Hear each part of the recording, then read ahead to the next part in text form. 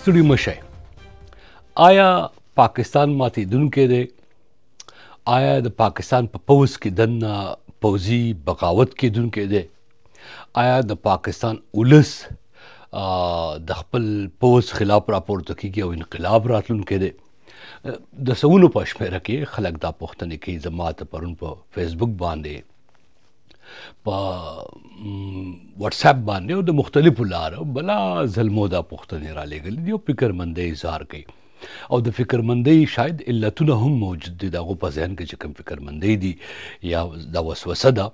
پاکستان د افغانستان سره په جګړه کې دی، پاکستان د هندوستان سره په جګړه کې دی، په پاکستان کې په بلوچستان کې د بیلتون تحریک موجود دی، په پښتونخوا کې ولسونه ناخوښه دي، اقتصادي توګه پاکستان د مشکل سره مخ دی او داسې نورې ډېرې بېدبارۍ دي. نو د خلکو په ذهنونو کې دا وسوسه او پوښتنه راپورته کېږي. خو زما خیال دی چې د دې وسوسې او پوښتنې غټ علت د پاکستان د پوځ د ویاند پرون په پریس کانفرنس کې کنځل کول دي چې د یوې صوبې د کروڑونو خلکو منتخب اعلی وزیر ته سپی وویل او پخوانی وزیر اعظم ته او د پاکستان هیرو ته یا اتل ته منافق، لیونی، غدار او خودپسند او خدای خبر چې څه ونه ویل.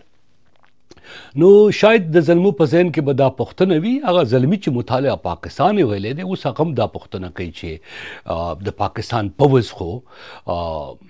یو اداره ده او د هغې افسران د دې وطن نوکران دي. نو د یو هیواد نوکر د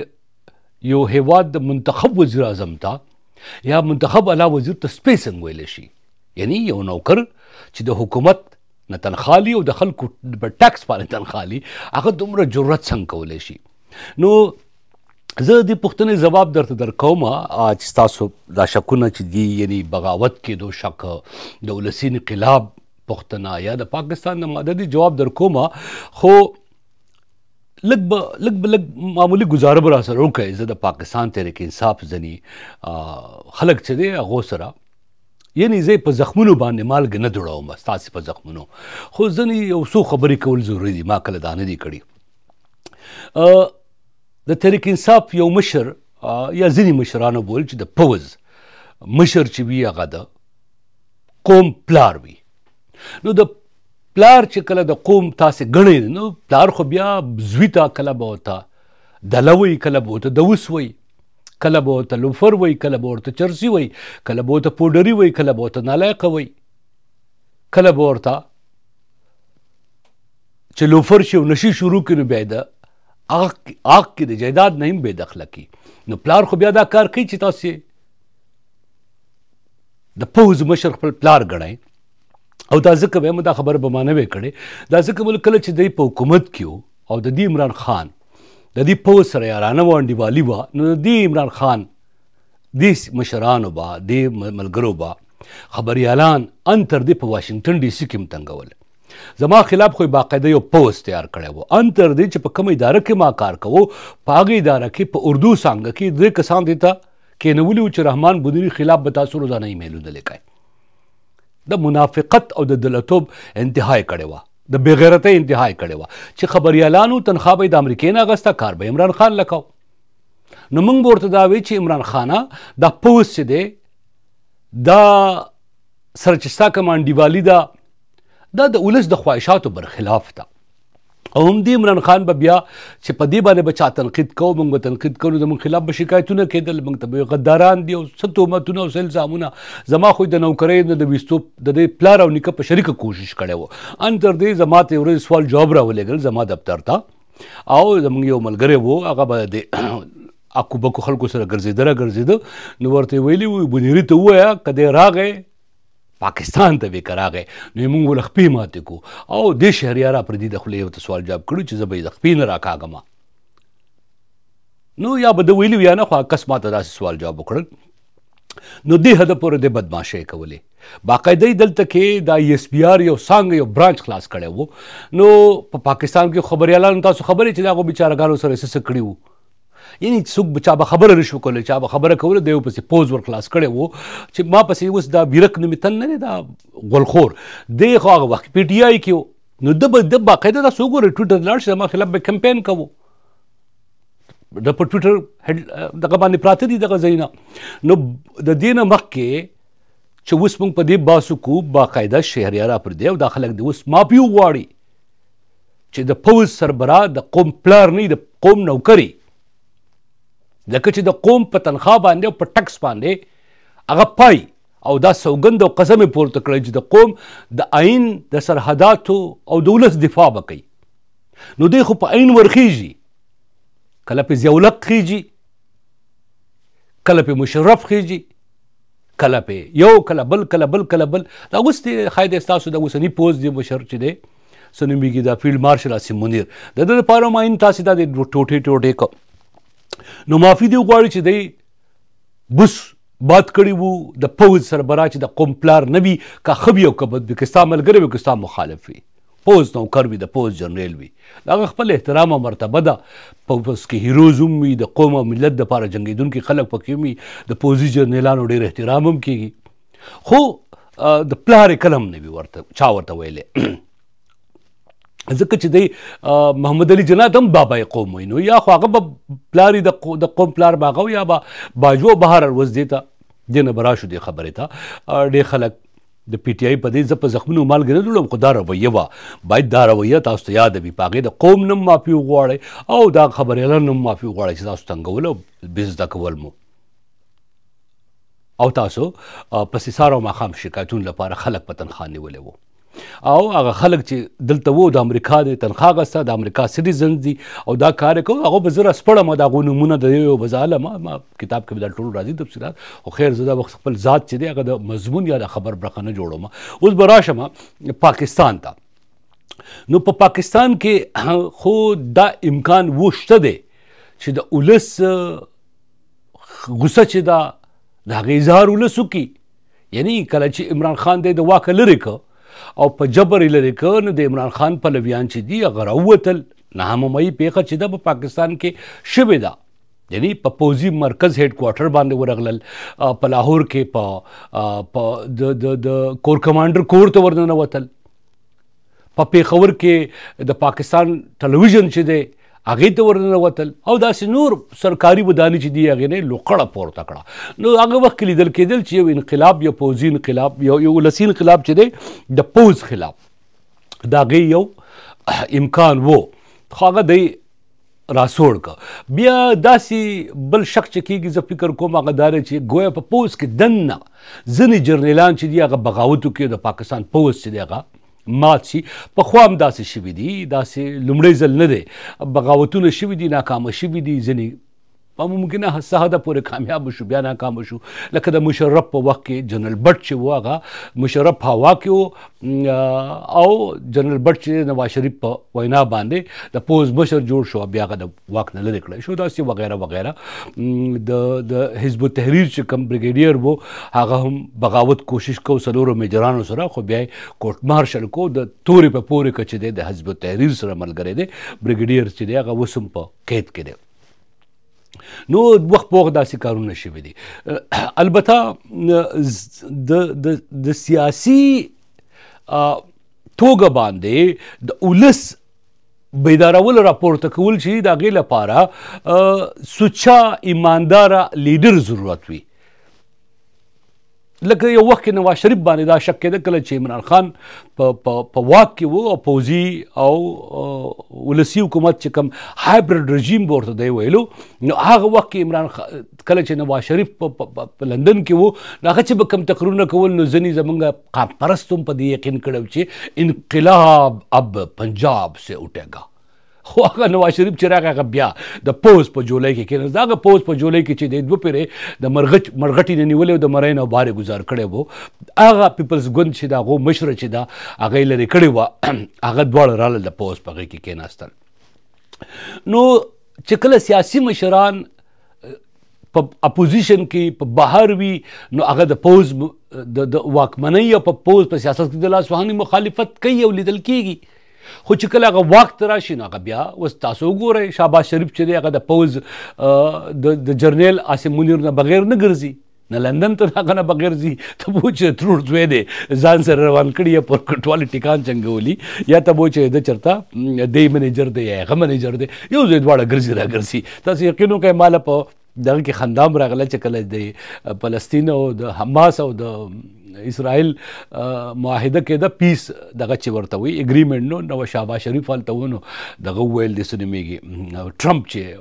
ویر از مای فیورټ فیلډ مارشل آی ایم مسینګ هیم چې زما د خوښې هغه فیلډ مارشل چېرته دی یعنې هغه دې حده پورې یقین کوو چې دا د تره زامن چې دی یو ځای ګرځي نو نن هغه څنګه غیب دی خو بهر خبرې ته به راشو نو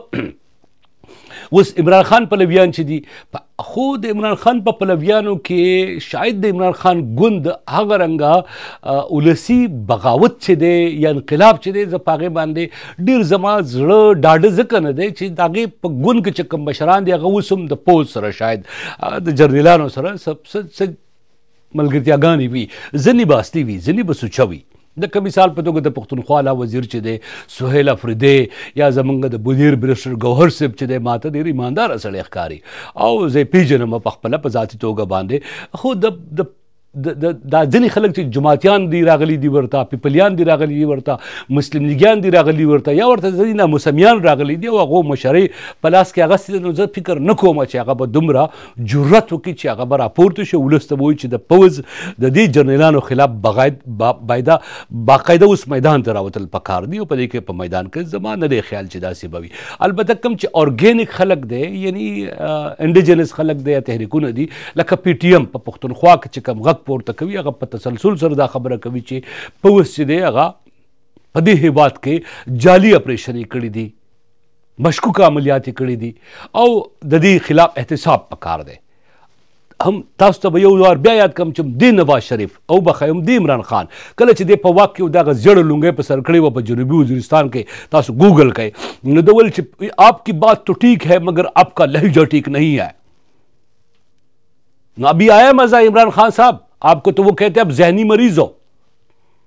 اب پاگل ہو اب غدار ہو اب فوج میں بغاوت ڈالنا چاہتے ہو اور آپ کے چہیتے اعلیٰ وزیر کو وزیر اعلیٰ کو انہوں نے کہا کہ کتے تو بھونکتے رہتے ہیں ابھی آیا مزہ لہجے کا کیسے لگا لہجہ نو لهجې چې دي ستاسو ځان سموي د پښتنو سره ستاسو رویه ناسمه وه تاسو ولی خان ته مقدار ویلو تاسو صمد خان اسکزي ته مقدار ویلو تاسو باچا خان ته مقدار ویلو او اوس محمود خان اسکزي چې دی زه فکر کوم زه ډېر احترام لرم هغه ته دغه په نیت ماته هېڅ شک نه ښکاري او هغه په پاکستان کې د جمهوریت لپاره چې کوم کوشش کوي کامیابي د نصیب شي ورته خو زه به دا قدر له ووایم چې هسې نه مشر محترم اسکزی صاحب د پنجاب لیډران دې دوکه کوي ستا نیت باندې ماته شک نه ښکاري ته یو سوچه پارلماني نظام غواړي ته یو داسې پارلمان غواړي چې پای کې د آئین بالادستي وي د ولس بالادستي وي پای کې پوځي حکمرانان چې دي هغه کله په افغانستان حملې نه کوي هغه کله د پښتنو او د بلوچانو حقونو باندې خپه نږدي ته داسې پاکستان غواړي داسې پاکستان ستا خواهش دی په دې باندې په تا باندې زه شک نه کوم مشر محترم محمود خان اسکزی صاحب خو زه په دې ته چا سره چې ته ملګری په دې خلکو زه یقین نه لرم دې خلکو د ولی خان سره هم دوکه د غداري کړې ده د ضیاءالحق په دور کې تاسو دې نه خبر یې نو محمود خان اسکزی صاحب سوچه جمهوریت په دې باندې به کېدی چې ډېر خلک ما ته غوسه هم شي او خفه به هم شي رانه چې محمود خان اسکزی صاحب داسې نه دی خو زه په رښتیا درته وایم چې د هغه په اپروچ کې ما ته هېڅ گنجائش نه ښکاري مشکل نه ښکاري اوس به راشو دې ته چې دغه خبره چې د دغه بغاوت امکان شته که نشته دی د پوځ کې دننه البته دا ده چې پرون چې کومه خبره کړې ده ارشد چودھری صاحب او نو هغه شاید دا پیغام ورکړی دی چې څه نه څه فکرمندي خو ضرور شته دی هغه چې آپ فوج میں دراڑ ڈالنا چاہتے ہو تو یہ آپ کا باپ بھی نہیں کر سکتا نو څه نه څه لانجه ضرور شته دی ځکه چې پخواني جرنیلان چې دي هغه څه بهر ناست دي څه په وطن کې دننه ناست دي هغه فکر دا کوي چې دا هسې منیر په مشرۍ کې چې اوس کوم پوځ دی دې کې ځینې خلک ناخوښه دی خو بهرحال پوځ مضبوط پوځ وي یو منظم پوځ دی نو هغه په هغې باندې اروی مروی پام ساتي او خیال به یې کوي دغه شان دغه په وخت کې شوې وه د جنرال فیض حمید په وخت کې، خو هغه بیا دی ګوښه که پېښور ته ولېږو، بیا د پوځ نه خوا که اوس دا دی د کوټ مارشل سره مخ ته او دغه شانتې پخوا هم ځینې خلک چې دی کوټ مارشل شوي دي د بغاوت په وخت باندې. نو ممکنه ده داسې منیر چې کوم استخبارات هغه به دې نه خبر وي. د ولس خبره خو په پښتونخوا کې ګوره اوس ټول پنجابیان جعلي انټلیکچوال چې دي، د پنجاب جعلي انټلیکچوالز او د جی ایچ کیو زرخرید ضمیر پروش د راګې درباري غږون خبریالان، هغه ټوله لوبه اوس پښتنو ته جوړوي چې تاسو راوځئ انقلاب راولئ. تاسو وګورئ دا په یو ځای بل ځای چې اړم دی چې پشتون اب نکلیں گے، پشتون اب نکلیں گے. نہ بھائی پشتون کیوں نکلیں گے؟ تم لے آؤ نا انقلاب. عمران خان تو صرف پشتونوں کا لیڈر نہیں ہے، تمہارا بھی تو لیڈر ہے نا، تو سب مل کے لے آؤ. پښتنو ته چل ول جوړ کړی دی. نو پښتانه په هر جګړه کې مخکې وي، د عمران خان پلویان دي، عمران خان دپاره دی راوځي بس میدان ته. خو زما یقین نه راځي چې داسې کوم ماته دا اوسنی چې کوم د دې مشرتابه دی په دې کې داسې کوم جرأت وي چې هغه به د دې ځواب ورکړي. دا اوس چې کوم جلسه وشو پېښور کې په دې کې هم داسې کوم ترخه خبره ما ونه اورېده. اوس ځینې خلک دا د بلوچستان خبره کوي. نو بلوچستان کې چې کوم تحریک دی هغه هم شاید دومره مضبوط او زورور نه دی څنګه چې د بنګال خبره تاسو کوئ. بنګال یو جدا شکل و. په پښتونخوا کې هم داسې تر اوسه پورې د بیلتون چغه چا نه راوالې. طالبانو چې کوم تحریک دی کومه جګړه کوي نو هغه هم د پاکستان نه کوم د ماتېدو خبره یې غوښتنه نه کوي. افغانان یا افغانستان خو د پاکستان سره جنګ نه غواړي. افغانستان مشران خو موږ تاسو سره جنګ نه غواړو، موږ نه د پاکستان د ولس سره جنګ غواړو، نه د پوځ سره جنګ غواړو، نه د چا خلاف یو. د پوځ یو لیکه چې ده، یو لړۍ چې ده، هغه وایي د افغانستان سره جګړه کوي، موږ به د هغې جواب ورکوو. هندوستان هم داسې کله دعوه نه ده کړې. البته د هندوستان چې اوسنی د پوځ کوم مشر دی د ویلي چې که پاکستان بیا داسې کار وکړو نو پاکستان به بیا د دنیا په نقشه نه وي پاتې. او زما په خیال یو بل د هغو وزیر اوس هم په وروستیو کې تقریر چېرته کوو وي چې سند چې دی، سند دا د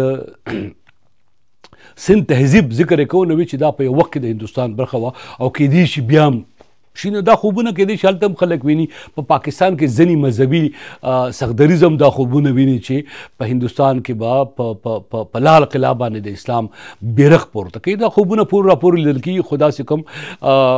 زه په دعوې سره نشم ویلی چې په دې کې کوم د چا خوب د هندوستانیانو خوب رښتیا کېږي، د پاکستانیانو خوب رښتیا کېږي. خو که څوک دا تپوس مانه کوي چې د عمران خان پلویان به راپورته شي او بغاوت به وکړي او د بغاوت چې دی د پوځ خلاف به یو سور انقلاب راشي، څنګه چې په نورو هیوادونو کې مثال په توګه ترکیې کې او داسې په افریقا کې او په یو شمېر هیوادونو کې د پوځ خلاف خلکو بغاوتونه کړي دي او کامیاب بغاوتونه شوي دي. یعنی په لیبیا کې بلا ځایونو کې شوي دي. خو د هغې سره شاید ځینې نړیوال کومکونه هم و. نو دا وخت د اوسني پاکستان واکمنانو خلاف په ځانګړې توګه امریکا د داسې قسمه کوم عمل شاید ملګرتیا زه د امریکا له خوا خو نه وینم، او چې امریکا یې نه وینو، امریکا یې ملګرتیا نه کوي، نو بل کوم هیواد چې دی هغه دومره شاید نرتوب به نه کوي چې په پاکستان کې بدن